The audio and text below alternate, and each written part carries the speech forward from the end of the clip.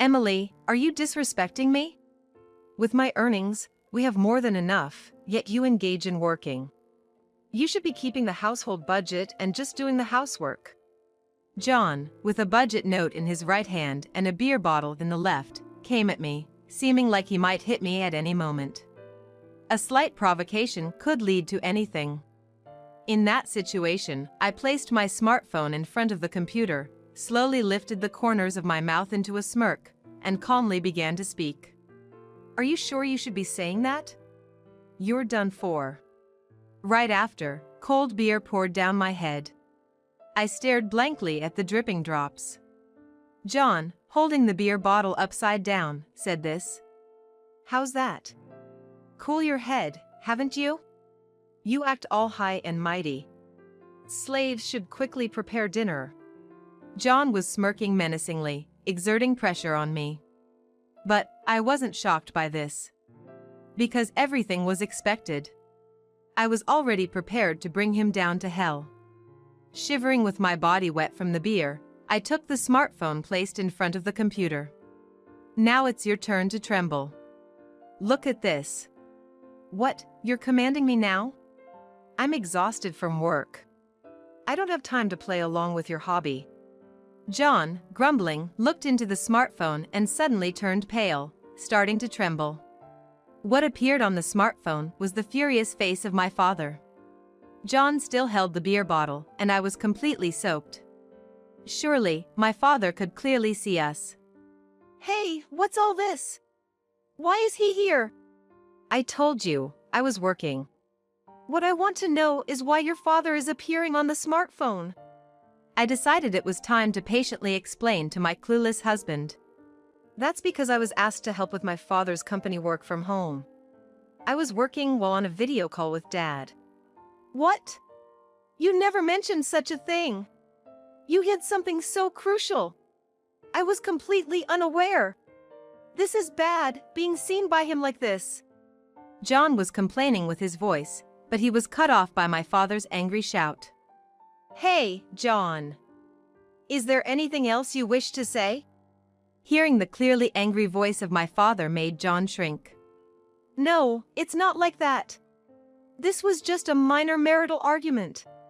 I returned home exhausted from work, and Emily had prepared nothing for dinner. I just thought she should show some consciousness as a housewife. You intimidate your wife over a minor marital argument and drench her with beer? My father's voice was low and filled with irony. John continued his excuses in a hurry. It was just an accident. It wasn't intentional. I simply slipped, and the beer ended up on Emily. My bad, Emily. Here, take this towel. You need to dry off, or you'll catch a cold. Trying to appeal to my father, John played the good guy. Ignoring such a husband, my father began to scold him. Stop with the pitiful excuses. I clearly saw you intentionally pour beer on Emily and call her a slave. John finally stopped his excuses and hung his head. Seeing this, my father appeared disappointed and started talking about John. Who do you think enabled you to climb to your current position at the company? It's thanks to the dealings I arranged for you with our company, right? It seems you've forgotten that kindness. It was hard to believe that this person, who had been lording it over me until now, had shrunk so much. Well, it seems you're also doing well at your company, achieving good results. I've heard rumors because some of my relatives are being looked after in your company. You're well trusted by your boss and beloved by your subordinates. You're expected to have a future. So, I've been trusting you as well. After saying that, my father sighed deeply. That sigh meant disappointment, but John seemed to misunderstand it as a compliment. Though previously downcast, he now lifted his head, displaying a proud expression. That's right. It's all thanks to you. Thanks to the business dealings with your company, my sales performance has been top-notch. I'm being eyed by my boss as a future executive. Boy, am I lucky to have such an outstanding partner. Just when it mattered, my husband began desperately buttering up. But my father, unimpressed by such flattery, remained silent. Feeling confident again, my husband continued. I've managed to push myself this far because I married Emily. No matter how tired I am from work, when I come home, Emily has a warm meal waiting for me. Just thinking about that makes all the fatigue vanish. That's why I wanted Emily to be a stay-at-home wife. It's precisely because there's a housewife who perfectly handles the housework and takes care of me that a man can give his all outside. He seemed unstoppable once he started talking. Astounding, the way he lines up such convenient lies. In return, I don't want Emily to face any financial difficulties. Since I earn enough, there's no need for Emily to work. She should just stay home, do the housework, and wait for my return. Yet Emily didn't rely on me and started working instead. I felt a bit of loneliness because Emily didn't depend on me, so I ended up raising my voice in anger. Hearing my husband's strained excuses, my father didn't look convinced. Instead, he became even angrier. Excuses are the only thing you're good at, huh? Just like a top-class salesman. I must have been deceived by you until now. However, the world isn't so sweet that such excuses will always work. The plating wears off eventually. If you have anything else to say, I'll listen later. I'm coming over right now, so get ready. With those stern words, my father hung up the phone unilaterally. Immediately afterward, my husband turned back to me. His eyes were glittering with anger. Pulling a stunt like this. Listen, you tell your father that you were all wrong and explain yourself. My husband threw the beer bottle he was holding onto the floor. Immediately after, a loud crash as the beer bottle shattered across the floor. It's unpredictable what an angry husband might do. He always yells and throws things when angry. Fearing such a husband, I had complied with everything he said up until now. Yes, just like a slave. But that was only until today. I've been preparing to bring this good-for-nothing down to hell. What are you talking about? My firm words made my husband falter for a moment. He must have never dreamed that I would talk back. However, he quickly returned to his usual expression. A slave shouldn't talk back. You're my property. Your father isn't watching right now, so I can say whatever I want. Get the apology letter ready if you understand. A slave? Who do you think you're talking to? I'm not writing any apology letter. Faced with my refusal, my husband finally lost it. You think I don't care what happens to my position at the company? Your lifestyle depends on my job. It's thanks to me that a slave like you can live in such a nice house and eat good food. Do you understand that? If you don't write an apology, then let's get a divorce. You sure you can say that? You're gonna regret it. My non-compliance, unlike usual, only increased my husband's anger. How are you planning to live if you leave me? You can't live on your housewife's playtime working. If you're without me, you'll end up on the streets. You'll regret it. My husband's favorite line came out. The condescending attitude that because he works, he is superior. The outdated idea that because he works, he is better than me. In fact, I wanted to continue working after marriage. The fulfillment and satisfaction from working and earning can only be found through work. I loved my job and was needed at my workplace. However, I listened to my husband's wish that he really wanted me to quit my job and take care of the home, and I became a stay-at-home wife. I loved my husband and wanted to support him. But my husband trampled all over my feelings without a care. He thinks only of himself and sees me as nothing more than a convenient housekeeper, no, a slave. Staying with this person would only make me unhappy. I didn't marry to become his slave. I can't forgive him, I'm determined to get revenge. And so, I made my final preparations, waiting for my father's arrival. About 10 minutes later, the doorbell rang, signaling my father's arrival. He must have rushed over, as he seemed out of breath on the camera. Before my father entered the living room, my husband gave me a final warning. You got everything prepared, right? Yes, I've got everything prepared. I quietly answered, looking into John's eyes. Father entered the living room and sat down on the sofa. John and I sat opposite him. Let's hear a clear explanation about what happened earlier. My father's commanding voice made John shiver. It's not what you think, Dad. There's been a misunderstanding. What's misunderstood? Explain it to me in a way that I can understand. My father's anger grew as John offered no apologies.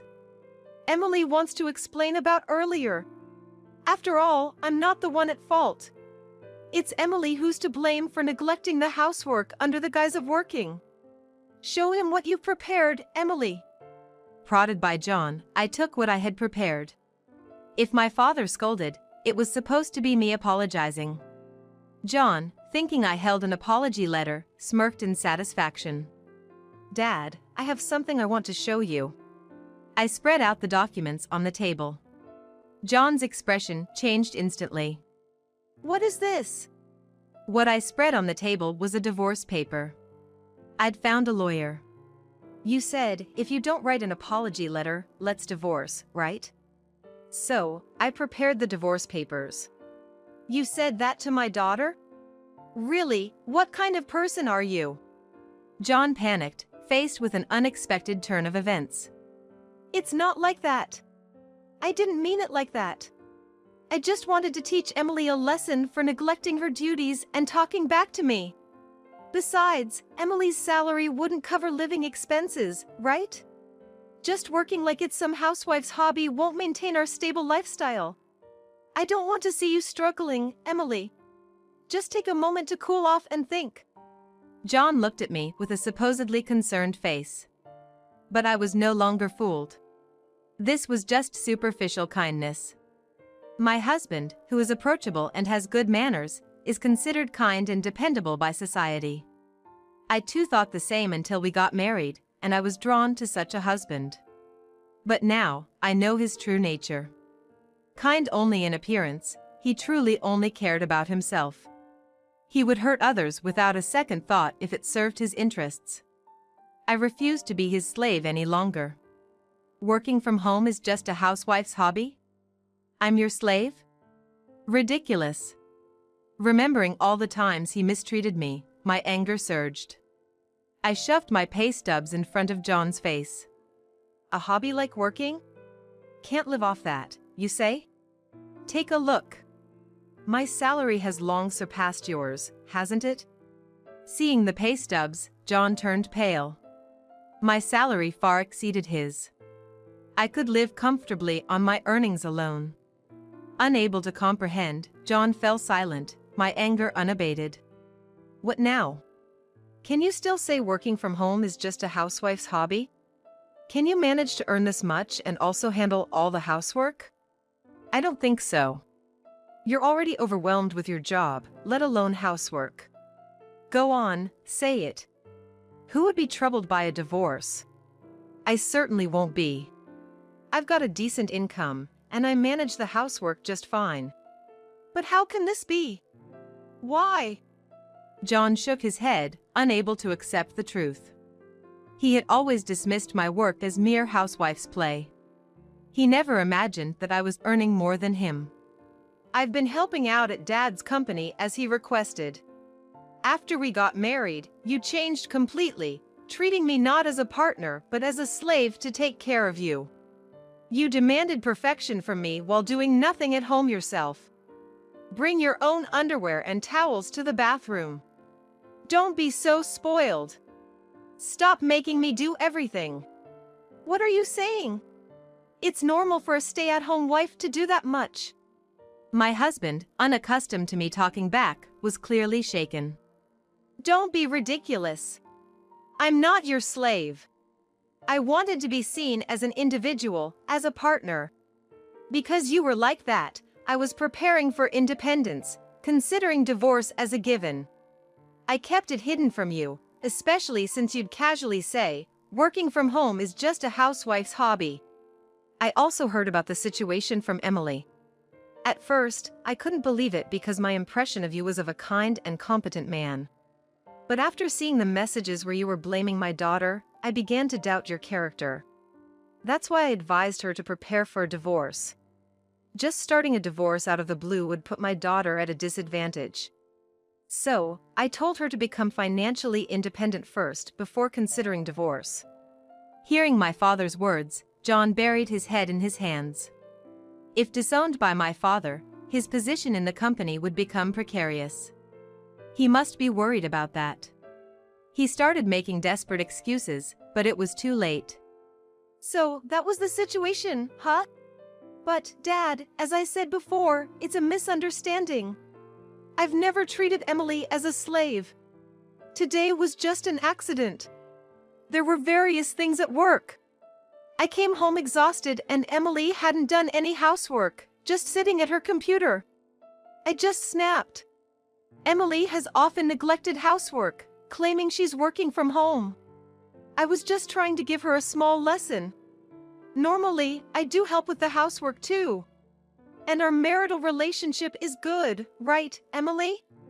While he said this, he tried to grab my hand, but I brushed it off. Listening to his disjointed excuses made me want to laugh.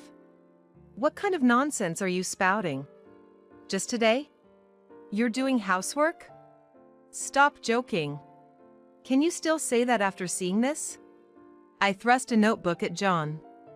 It was the household ledger he had when he splashed beer on me today. Actually, this wasn't a ledger I was keeping at his request, but a notebook where I recorded his bullying. It detailed how he treated me like a slave. I had to prepare meals and clean the bathroom to match John's return time. No matter how late John came home, I couldn't eat or take a shower before him. I had to be by his side pouring drinks while he ate. If I broke any of the meticulous rules he set, he would fly into a rage and blame me persistently. Being hit by thrown objects or drenched in beer was an everyday occurrence. By the way, John himself never touched the ledger. He never checked its contents. To him, making me keep a ledger was meaningless, just one of the ways to bully his wife. So, John was unaware of what was written in it. And now, reading the notebook that recorded his misdeeds, John turned pale and lost his words. Hey, you see this? Should I read it for you? Today, he threw a beer bottle at me because he came home early, and dinner wasn't ready. Blood came out from where it hit my forehead, but he just laughed. Planning to go to the hospital tomorrow. The scar from that time is still there. Want to hear more? No, that's enough. By the way, I've shown this to Dad. Was it the day before yesterday? You yelled at me to quit working immediately. Next time I find out, you won't get away with it. I told Dad about that. He was worried, so we had a video call today to expose your true nature. Such a thing! John tried to continue making excuses, but he couldn't find the words and fell silent. Do you have anything to say? Well, I'm not inclined to listen to your excuses anymore. In front of my father's sarcastic gaze, John shrank and turned pale. The fact that you've been unreasonably bullying Emily is an undeniable truth.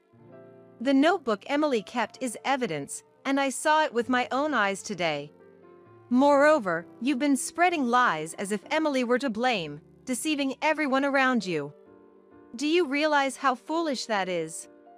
Father's yelling filled the living room. John must have realized that no more excuses would work. He stood up from the sofa. I'm terribly sorry. It's all true. Please forgive me. But it was too late for that.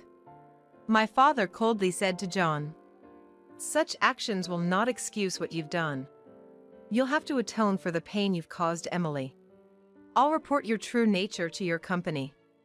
Appropriate action will be taken. Upon hearing my father's words, John finally broke down and cried. Please, spare me that. If the company finds out, I'll lose my position.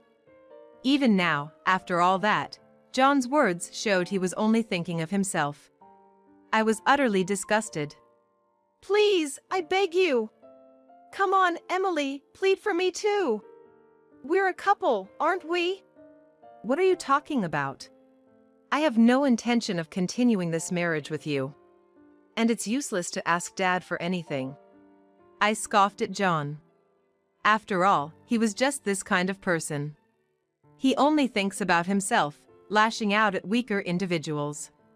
When he realizes someone is stronger, he quickly changes his attitude and starts groveling. He chose me as a marriage partner because he thought I would be docile and submissive. Thinking about how I've been oppressed and hurt by such a husband brought fresh anger. I decided to confront John with my final card. You always claim to be a competent person, but it seems that's not the case. You've been buttering up your superiors and bossing around your colleagues, right? Moreover, you've been pawning off your own work on them and stealing all the credit, haven't you? What? Emily? That's news to me. I haven't heard of such a thing. My father opened his eyes wide in surprise. Yes, I hadn't told you yet because the investigation was still ongoing. But what I said earlier is true. You know a relative who works at the same company, right? There has been a whistleblower from that relative. It seems several subordinates have been overburdened with an insane amount of work, leading to continuous overtime. They said if the work wasn't finished, they'd get yelled at and constantly berated by him. Apparently, many of his colleagues have either fallen ill from stress or quit because of him. When we looked into it, his true nature was revealed. It seems he's the only one who thinks he's competent. The company has had a poor opinion of him for a while now. The people at the company had already begun to realize his true nature, and his misdeeds are already known among our relatives. They all said they're cutting ties with him. You are such a terrible person. John began to tremble as he realized all his misdeeds were exposed. Even in such a state, he clung to me. Emily, I was wrong. Please, just not a divorce. Speak on my behalf to the company. If things stay this way, I won't be able to survive there. If I get fired, you know, you'd be in trouble too, right? Please, I'm begging you. You brought all this on yourself. I have nothing to do with it anymore. I'm done being treated like a slave. Whether you get fired or end up homeless, I don't care. We're getting divorced, so just sign the divorce papers quickly. You're going to live on my own from now on. I threw my final words at John, who could only think of himself. John moved his mouth as if to say something, but no words came out. Following my declaration, the divorce was finalized.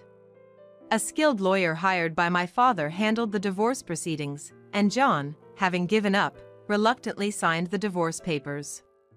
John, who treated his wife like a slave and stole credit from his colleagues, was fired from his company after his actions were exposed. He managed to find a job at a smaller company but caused trouble there too. The essence of my self-centered husband didn't change. He boasted about working for a large company and acted arrogantly towards his colleagues. He has since moved from job to job, each time causing trouble and being fired, spiraling downward. As for me, I've been liberated from chores that felt like obligations and am enjoying a relaxed lifestyle for the first time in a while. My work is going well. With no restrictions from John, I've added some days to go into the office in addition to my work. Actually, meeting colleagues makes work more efficient, and casual conversations can lead to work-related insights. Dad, thank you for everything. I really wanted to show you a grandchild, but I'm sorry. I spoke to my father's back in the living room of my childhood home.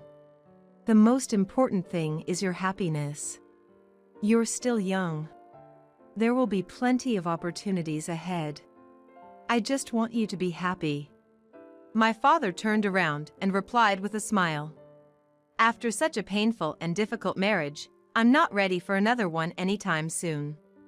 But if I were to marry again, I'd want to be with someone who sees me not just as a wife, but as a woman.